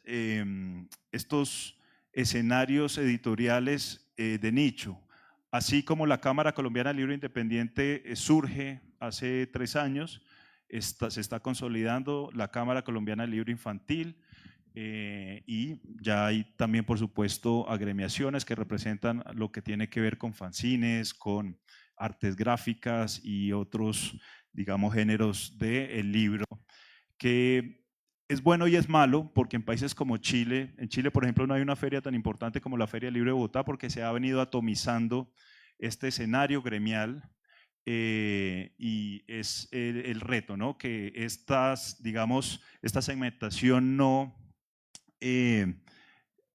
como que no contribuya a que eventos grandes del libro como este, o como una feria del libro grande como Bogotá, pues al final del día desaparezcan por no ponerse de acuerdo y no tener consensos alrededor de lo que significa esto para el público en general, ¿no? No solamente una oferta cultural, sino ojalá y a futuro una oferta editorial interesante, con precios feriales efectivamente, que se puedan conseguir a buenos precios, y que represente en sí lo que puede tener la literatura colombiana o la oferta editorial colombiana en materia también de no ficción y literatura infantil, entre otras. Entonces, el panorama editorial colombiano, digamos que puede evolucionar, convivir con lo que les acabo de mencionar en materia de oferta digital, puede convivir con lo que sucede también, y lo hablamos hace rato, de las editoriales universitarias, las editoriales independientes, la edición infantil que el año entrante cumple 100 años, El Ministerio de las Culturas lo celebrará con el centenario de doña Rocío Vélez de Piedradita, que fue una gestora cultural y promotora de literatura infantil, que al tiempo con la literatura infantil brasilera y venezolana empezó a mover en América Latina una tradición muy importante, ¿no? Y aquí ya pues ese centenario nos permitirá también detenernos en la importancia de la literatura infantil colombiana, con grandes clásicos como Rafael Pombo, pero también proyectos contemporáneos tan interesantes como Babel, María Osorio, Silvia Castrillón, Yolanda Reyes, Irene Vasco, Jairo Buitrago, en fin, varias personalidades que han venido desarrollando una literatura infantil muy importante que se premia en el mundo en escenarios como la Feria del Libro de Boloña, que está enfocada en la literatura infantil, con reconocimiento no solamente en lo literario, sino en la ilustración, reconocimientos en lo editorial, y en ese sentido será un año, el año 2026, interesante para la literatura infantil y juvenil. Hay muchos retos en la edición universitaria, que tiene una producción importante, pero no tiene salidas comerciales, por decirlo de alguna manera, o de distribución que permitan tener flujo. En las universidades se realizan, creo que los libros más importantes se editan y se producen en las universidades, los grandes temas de opinión, de pensamiento, los grandes ensayos, y no solamente son producto de trabajos de tesis y demás, sino grandes trabajos no solamente en lo que tiene que ver con el contenido, sino del oficio de edición.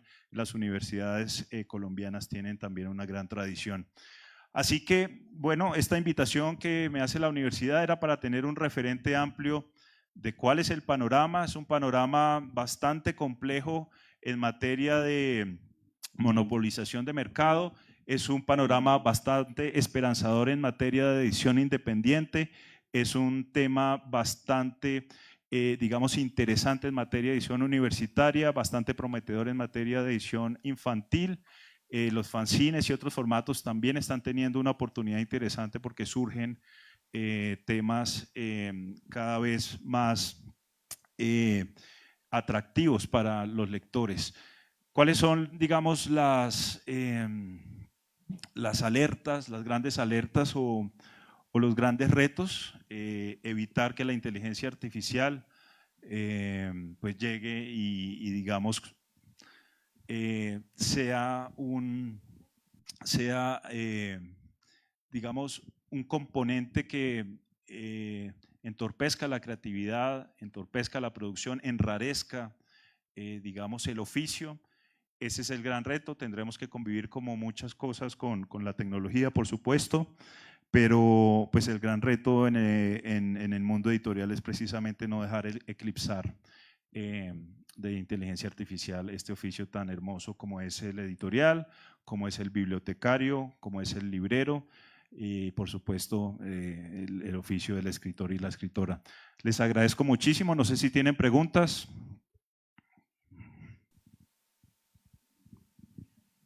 No, pues es un problema ya como más que técnico y mecánico.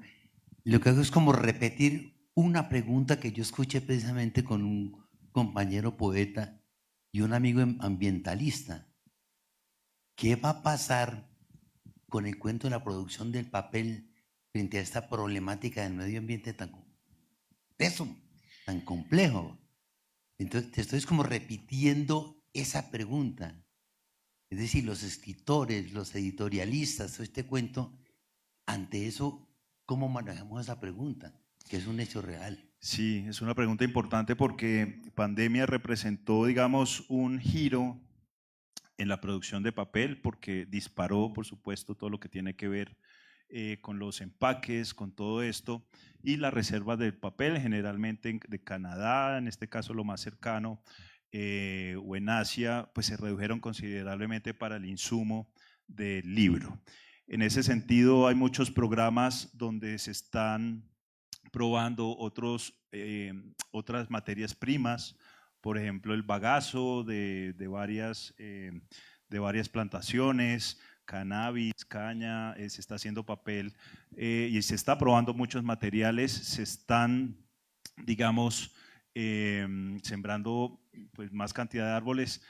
netamente para para el producto editorial como tal, pero sí es una, digamos, consecuencia de lo que supuso la pandemia para la producción de papel, de cartón, de estos insumos, y sigue siendo un reto porque disparó los costos del papel, por eso los libros hoy son más caros.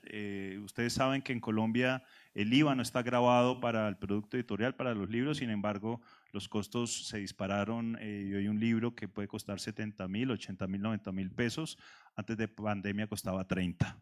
Y eso tiene que ver con lo que dices y agradezco el apunte porque también, digamos, entorpece el acceso de público en general a los libros. Gracias, buenas tardes. Dos preguntas. La primera, las editoriales en estos momentos, ¿qué están recibiendo? ¿Qué es lo comercial? ¿Qué es lo que más se lee en Colombia? 2, 3 temas prioritarios. Y segundo, ¿las editoriales han pensado en generar escuelas de escritores? Gracias. Gracias por la pregunta. Bueno, yo he estado en 4 editoriales, en Penguin Random House, en Grupo Planeta, en Sin Fronteras y ahora en Panamericana Editorial. Sé que las editoriales independientes tienen otro ejercicio para someter a consideración manuscritos que les llegan. Editoriales como Laguna, por ejemplo, que publicaron este libro de cartas de Emma Reyes, se volcaron también a descubrir estos libros fascinantes que surgen de este ejercicio epistolar en este proyecto, y surgen estos libros maravillosos, pero digamos que los premios literarios son, digamos, el insumo principal para una editorial, para tener en el radar a nuevos talentos, a nuevas plumas. Y en Panamericana, por ejemplo, tengo que admitirlo, hay un comité que revisa los manuscritos que llegan, y esto también es interesante, pues toda la gente tiene una historia por contar, llegan muchísimos libros, cientos de libros al mes, y de lo que más llega, por supuesto, es ficción. Ahora bien, con la crisis de los medios de comunicación, sobre todo los medios impresos, la no ficción ha tenido, digamos, una afectación porque digamos que los temas ya circulan por redes sociales, ya digamos otros medios de comunicación, videos y demás, sí han afectado el tema de la no ficción, libros de periodismo, libros de ensayo. Entonces los ensayos se hacen cada vez más sofisticados, y en ese sentido sí hay un trabajo editorial donde se busca el tema, y en la ficción, repito, los premios literarios son un gran referente. Cada vez escasean más, pero hay intentos, por ejemplo, se recuperó hace poco el León de Greiff en Medellín, que se había perdido hace muchos años, de poesía, los premios de novela breve o diferentes espacios, por ejemplo, que auspician las cámaras de comercio de las ciudades, son, digamos, grandes insumos para descubrir cosas. Hace falta más una democratización en el sentido de que la gente que quiera escribir pueda tener la oportunidad de hacer llegar estos manuscritos, estas ideas a las editoriales. Por eso son muy importantes las editoriales, por ejemplo, universitarias, donde ahí pueden haber, digamos, una cantera de grandes plumas, o también el trabajo importante que hacen las editoriales independientes en descubrir esos grandes talentos que luego, por efectos del mercado, se los roban las editoriales grandes. Por allá hay otra pregunta. Muchas gracias. Listo. Hola Andrés, yo tengo 2 preguntas. Primeramente, como editoriales, ¿cuál es hoy el día, con una era marcada por el mercadeo, cuál es el rol del marketing editorial hoy en día para una editorial en su desarrollo? Y otra pregunta que tengo, ¿cuál debería ser el papel en el aporte a la construcción de la comunicación científica? Serían esas 2 preguntas. Gracias, David. Bueno, comienzo por tu última pregunta. La divulgación científica, digamos, es un contenido de nicho que sigue teniendo una oportunidad interesante en el ensayo, ¿no? Comercial, en el ensayo de mercado. Digamos que editorialmente ese es el reto de convertir este contenido técnico, este contenido académico, darle una vuelta de interés general para que pueda tener una oportunidad. Sucede con casos como Yuval Noah Harari, que este filósofo israelí empezó como a hablar un poco dentro de sus temas antropológicos de una manera mucho más abierta y de una manera mucho más, esta palabra es detestable, pero la voy a usar, digerible para lectores desprevenidos y que puedan atender de primera mano a temas científicos que están editados más de manera de interés general. En ese sentido, ese es el gran reto de las editoriales. Hay astrónomos, hay astrofísicos que producen unas cosas interesantes. Hay una mujer afroastrofísica que tiene un libro, se me olvidó el nombre, Fatua, bueno, olvidé el apellido, perdón, pero que hace unos relatos de mitos sobre la luna. Esto lo edita Blackie Books, creo, y entonces está esa frontera entre lo académico, lo científico y la prosa, que puede tener cosas hermosísimas. Hay ensayos maravillosos. Por ejemplo, un escritor caleño, vallecaucano, Julio César Londoño, que es también columnista del Espectador, también tiene unos ensayos preciosos sobre matemáticas, sobre ciencias. Hay un libro muy hermoso de él en el sello Debate, si no estoy mal, un poco el compendio de sus columnas y demás, que son referencias más que todo científicas y académicas.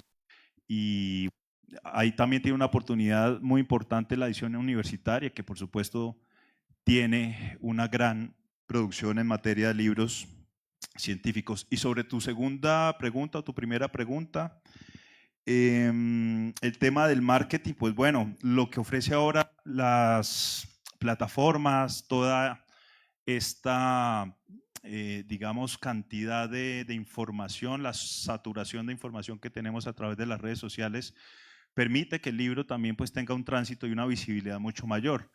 Antes, e infortunadamente, digamos que el libro era para un público de nicho, como decía Álvaro Castaño Castillo, para la inmensa minoría, unos públicos, digamos, cultivados, educados, pero ahora con este fenómeno de las redes sociales, digamos, el libro ha tenido una oportunidad mucho más intensa para divulgar las cosas. Por supuesto, todavía falta mucho por hacer. Hay este fenómeno que llaman Booktuber, que referencia, hay clubes de lectura virtuales, pero sin duda es una oportunidad para que la gente conozca más los libros que están disponibles para la lectura. Gracias. Andrés, primero que todo, bienvenido a tu tierrita. Me encanta que estés acá con nosotros. Yo tengo una inquietud, digamos, no solo mía, sino de los que hemos publicado con el sello editorial de la universidad. Precisamente hace una semana, creo, estábamos reunidos como planteando estrategias de cómo hacer para que nos citen, ¿sí? Para que, tú lo planteabas ahorita, los libros de pronto de las editoriales universitarias, pues de pronto dentro de la misma la universidad nos conocemos, nos citamos, pero necesitamos darle más visibilidad. Entonces, no sé qué de pronto estrategia podría ser, aprovechándote allá en Panamericana, que pudiéramos hacer algo. Claro que sí, qué gusto saludarte y gracias por estar acá. Bueno, existe la coedición. Justo ahora hablaba con mi amigo Juan Francisco de alternativas que funcionan muy bien. Por ejemplo, Medellín es un ejemplo interesante, y Bogotá también, por supuesto, donde universidades como la Javeriana, el Externado, EAFIT, la Universidad de Antioquia tiene relación con no solamente las editoriales tradicionales, sino que también con editoriales independientes en ejercicios que puedan confluir en lo que hablábamos ahorita con la pregunta de David, en temas de interés general, en ensayos, en, digamos, libros de opinión, libros de pensamiento, que puedan tener una oportunidad en el mercado editorial. El profesor Darío Henao de la Universidad del Valle, yo trabajé también en Cali casi 1 año y medio, y él fue parte fundamental de la feria, o es parte fundamental de la Feria del Libro de Cali. Me decía que se podrían los libros que producía la Universidad del Valle en bodegas porque no tenían canales de distribución. Entonces esto ha hecho que el ebook tenga ahí una importancia en el tema académico en la edición universitaria.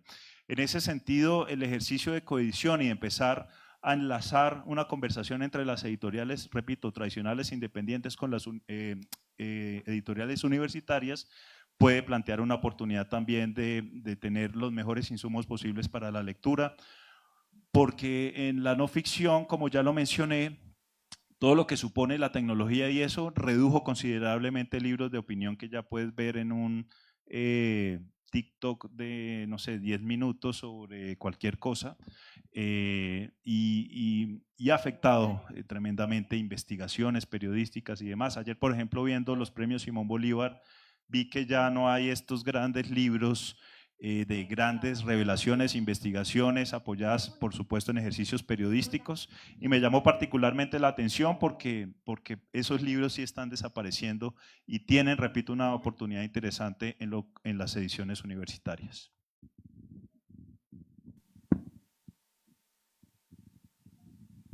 Doctor, perdone que sea tan cansona, pero tengo dos preguntas. Claro que sí. Una, ¿no?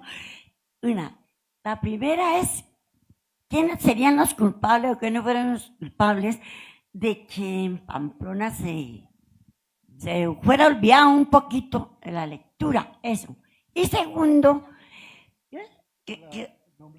y usted sabe que Pamplona tiene 3 nombres, ¿no? Pamplona es cultural, estudiantil y religiosa. Entonces, ahorita nos están tocando con lo estudiantil, ¿cierto que sí? Entonces, ¿qué se debería hacer? Yo no sé, usted, mire qué consejo nos da, que no nos perdemos. Muchas gracias. No, gracias a usted por la pregunta tan interesante y tan importante, porque efectivamente, digamos que son síntomas de los tiempos que corren hoy en día, ¿no? Estas ciudades que eran satélites y eran importantes en la divulgación cultural y educativa, digamos que la modernidad absorbió lo que podría ofrecer una ciudad como Pamplona en materia educativa. Tiene que ver con políticas públicas, tiene que ver con apoyo privado, tiene que ver también con iniciativas que permitan oxigenar todos los círculos de conocimiento, de ocio cultural, de oferta cultural en sí. Por esto estas ferias, mi señora, como esta que ofrece la Universidad de Pamplona, son importantes porque son, digamos, espacios donde podemos reunirnos a hablar de estos temas, donde podemos tener grandes invitados como los que nos acompañan y los que invita la universidad. Podemos sobre todo sentarnos a pensar qué hay que hacer para levantar esto otra vez, que sí es preocupante, sin duda. Muchísimas gracias por la pregunta. Bueno, les agradezco muchísimo su atención, estar aquí, acompañarme. Espero que podamos volvernos a ver para conversar. Muchísimas gracias.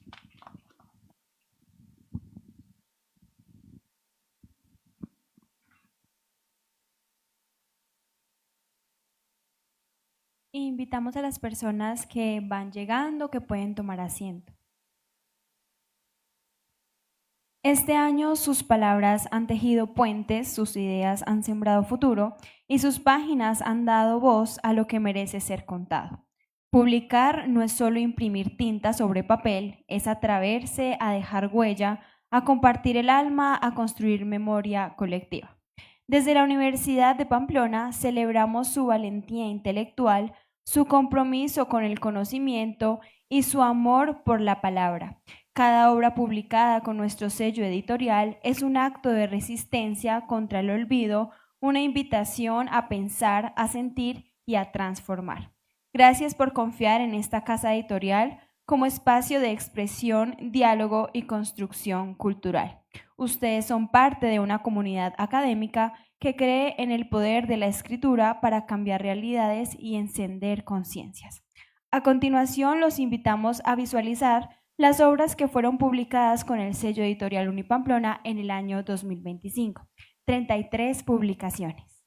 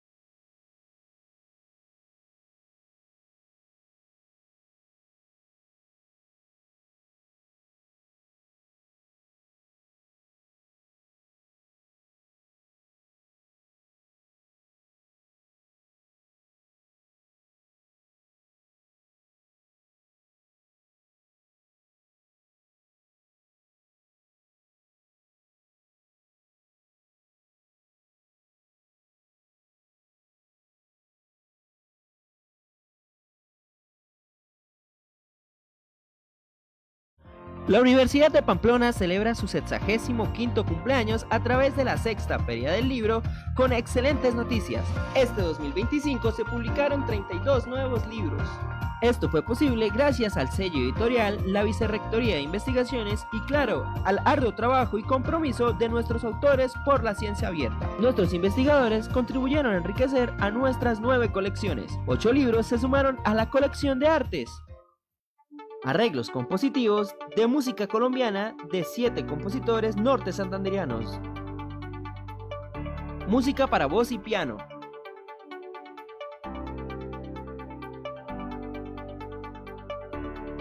Se sumó también Colombian Anthology for Flute and Piano, Danza, Intermezzo, Pasillo and Bambuco.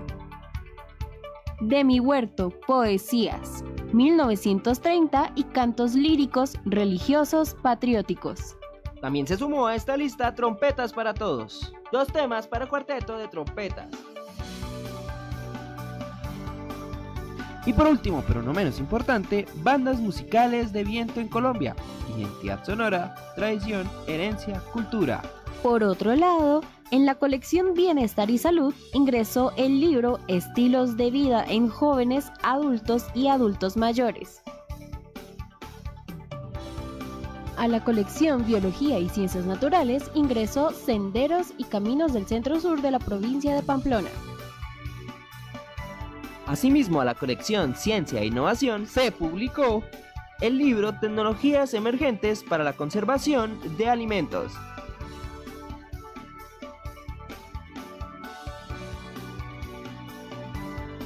A nuestra colección de Ciencias Sociales y Humanas se sumaron 10 títulos. Comunicación sin fronteras.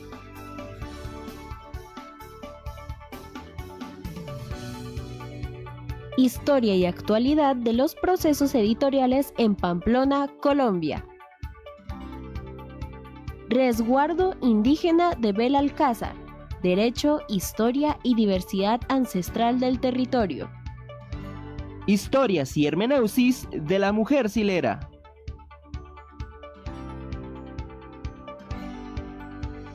Entre normas y sociedad, fundamentos para una teoría de justicia transicional. Perspectiva de género, ámbito procesal del sistema judicial y de salud colombiano. Herramientas virtuales y los delitos informáticos en los procesos judiciales en San José de Cúcuta. El derecho a la protesta social en Colombia, garantías constitucionales y límites. Sistema normativo indígena. Un análisis del derecho propio y plan de vida de la comunidad Asimo. Y para cerrar, el cerebro humano, de la chispa cognitiva a la mente digital. Pasando a la colección de Ciencias Pecuarias y Agronomía, este año publicamos los siguientes libros. El turismo de naturaleza como motor de desarrollo sostenible en la provincia de Pamplona, norte de Santander. Policultivos. Cultivos asociativos exitosos en 3 municipios de Boyacá. Modelos agroforestales en arboledas. En la colección Economía y Finanzas se publicó la metodología del marco lógico en la estructuración de proyectos de inversión. Caso de estudio, el cannabis sativa como fuente de alimentos y empleos en Villa del Rosario, Colombia. Por otro lado, en la colección Educación se sumaron 3 libros. Teoría emergente sobre el uso de las redes sociales en el contexto académico.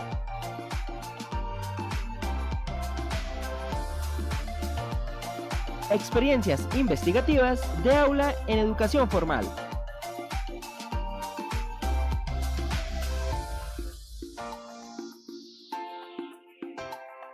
Para cerrar, arraigo, pertenencia y proyecto de vida, cultura organizacional universitaria.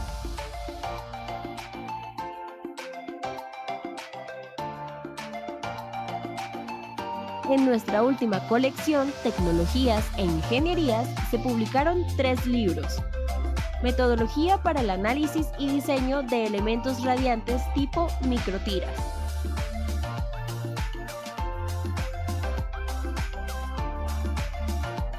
Fundamentos de Control con LabVIEW, segunda edición.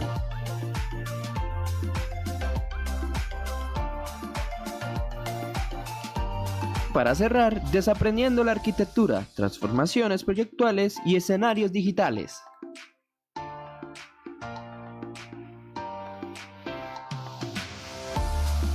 Para finalizar, nuestros últimos lanzamientos, el libro Piedad Mariana, Fe y Tradición que une a los pueblos.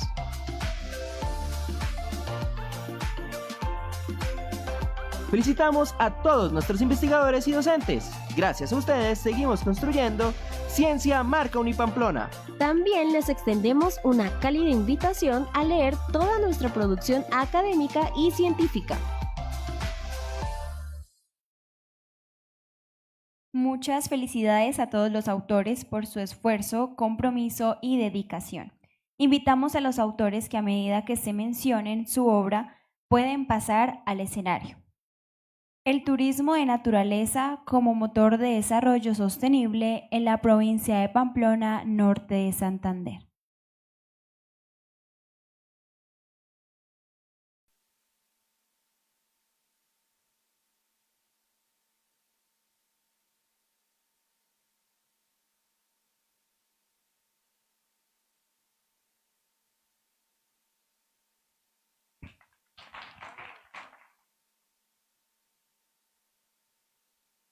Policultivos, cultivos asociativos en 3 municipios de Boyacá.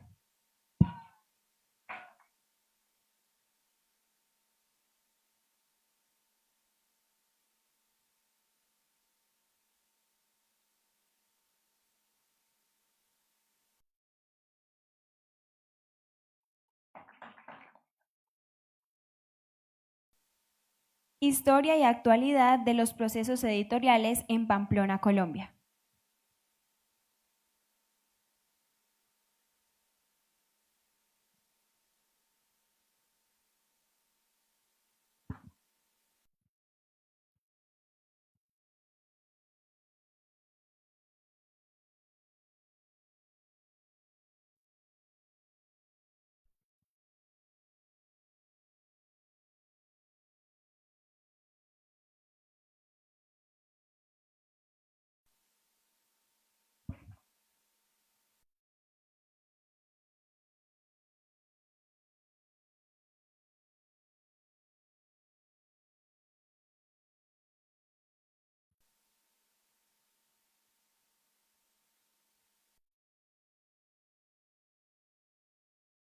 Arreglos compositivos de música colombiana de 7 compositores norte santanderianos.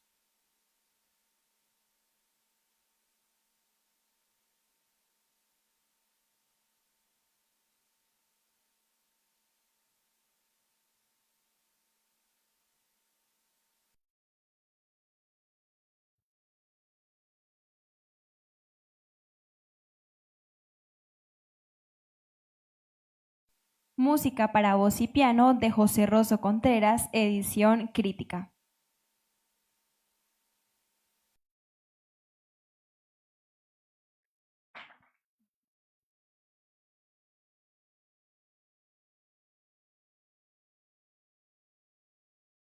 Teoría emergente sobre el uso de las redes sociales en el contexto académico.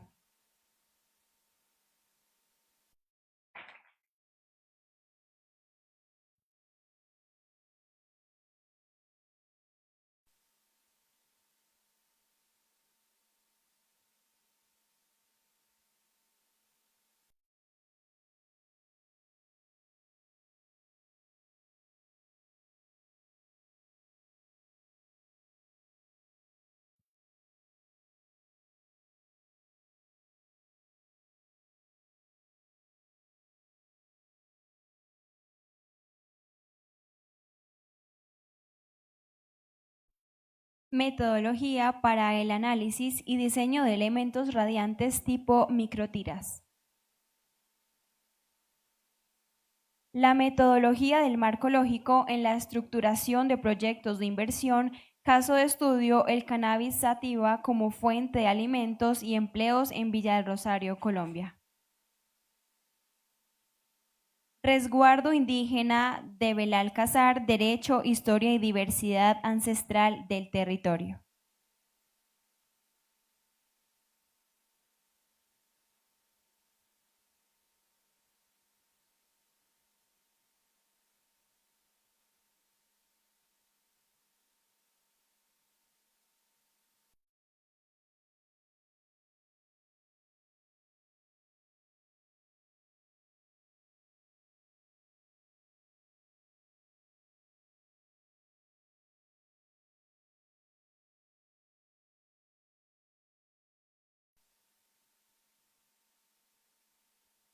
Historias y hermeneusis de la mujer silera. Colombian Anthology for Flute and Piano, Danza, Intermezzo, Pasillo and Bambuco.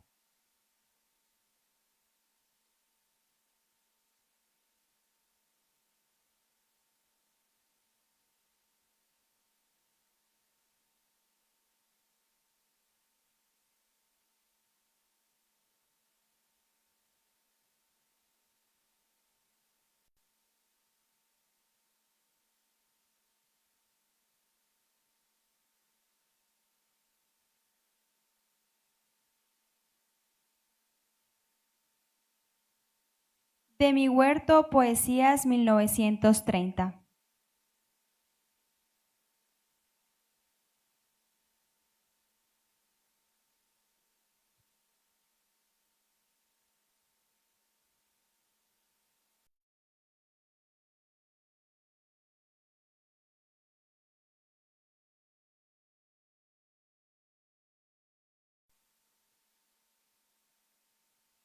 Cantos líricos, religiosos, patrióticos, varios.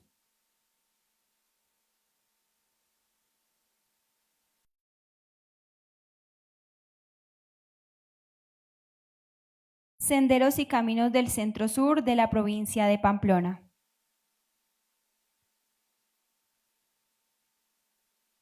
Entre normas y sociedad, fundamentos para una teoría de la justicia transicional.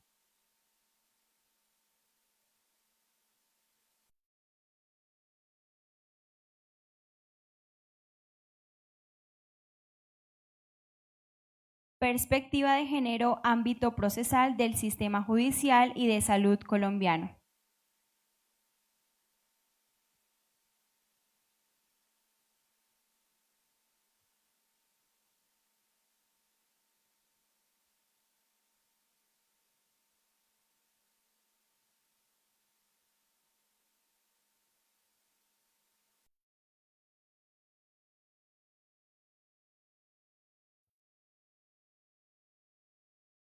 Herramientas virtuales y los delitos informáticos en los procesos judiciales en San José de Cúcuta.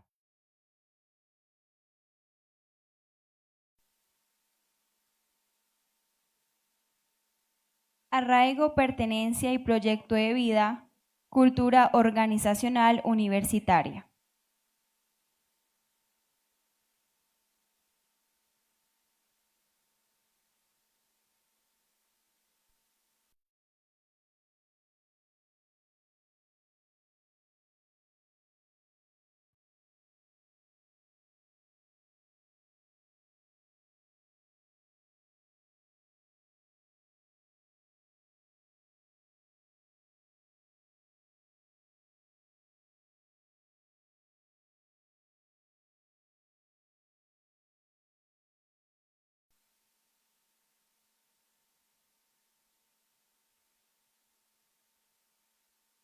Fundamentos de control con la View, segunda edición.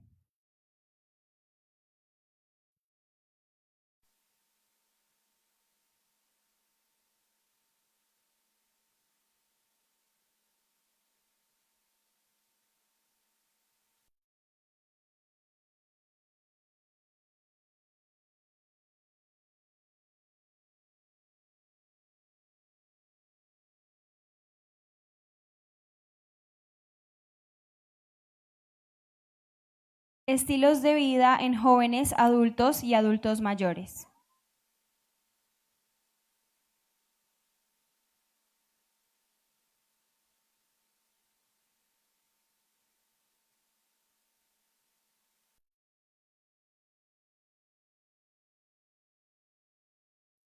Modelos agroforestales en arboledas.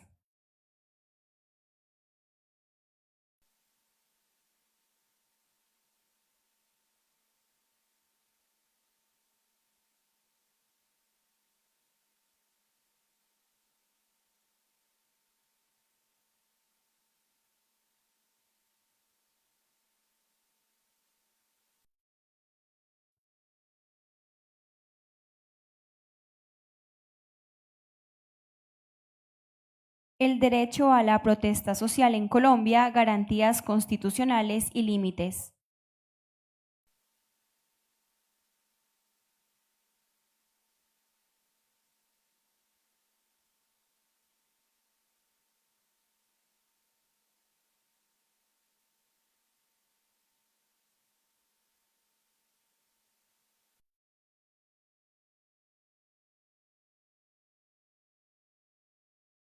Sistema normativo indígena, un análisis del derecho propio y plan de vida de la comunidad Asimo.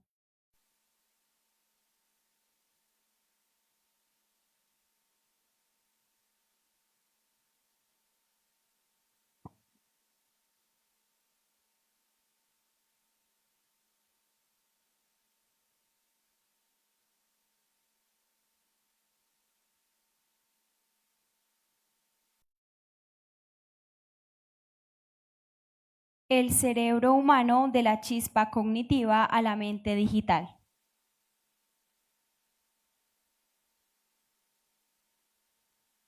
Desaprendiendo la arquitectura, transformaciones proyectuales y escenarios digitales.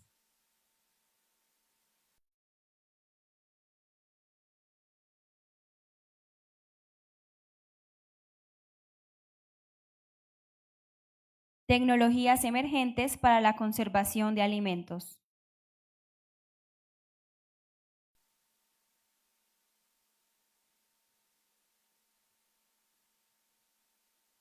Trompeta para todos, 2 temas para cuarteto de trompetas.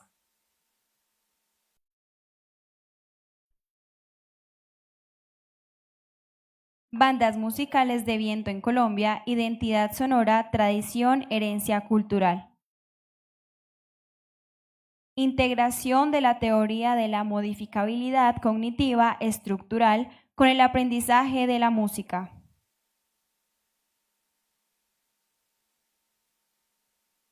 Piedad, mariana fe y tradición que une a los pueblos.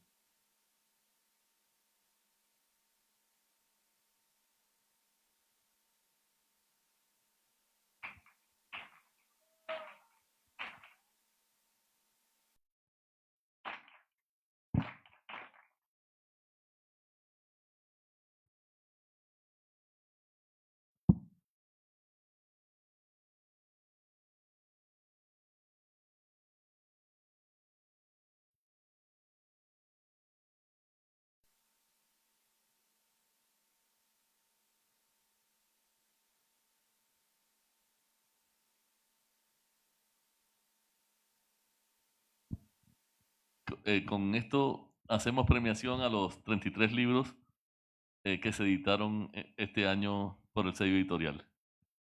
Muchas felicidades a todos los autores. Esperamos a que los que no estuvieron puedan ir a la vicerrectoría a buscar sus ejemplares. Felicidades a todos.